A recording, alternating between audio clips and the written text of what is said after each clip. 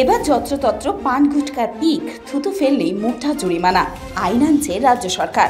শহরের যেখানে সেখানে পান গুটকার থুতু ফেলা বন্ধ করতে কড়া পদক্ষেপ করতে চলেছে রাজ্য সরকার। গুটকা পানের পিকে লালচে দাগ নিয়ে বিরক্ত নাগরিকদের একাংশ। বিষয়টি নিয়ে উষ্মা প্রকাশ করেছেন খোদ মুখ্যমন্ত্রী মমতা বন্দ্যোপাধ্যায়। মঙ্গলবার মন্ত্রিসভার বৈঠকে বিষয়টি নিয়ে আলোচনা হয়।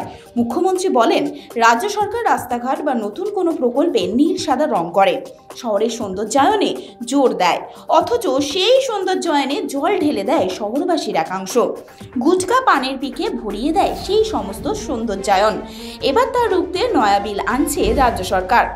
জানা গিয়েছে, বিধানসভায় রাজ্য সরকারের যে নতুন বিল আনতে চলেছে সেখানে যত্রতত্র পান গুটকার পিক থুতু ফেলার শাস্তিস্বরূপ মোটা জরিমানা কার্যকর করতে পারে।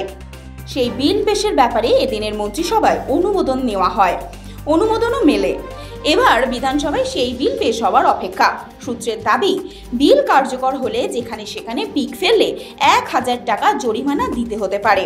প্রসঙ্গত 2001 সালেই আইন প্রণয়ন করা হয়েছিল, the West Bengal prohibition of smoking and splitting and protections of health of non smokers and minor act 2001 অনুসারে প্রকাশ্যে প্রথমবার থুতু বা গুটকার পিক ফেললে 1000 টাকা জরিমানা হবে। দ্বিতীয়বার ধরা পড়লে 2000 থেকে 5000 টাকা পর্যন্ত হতে পারে।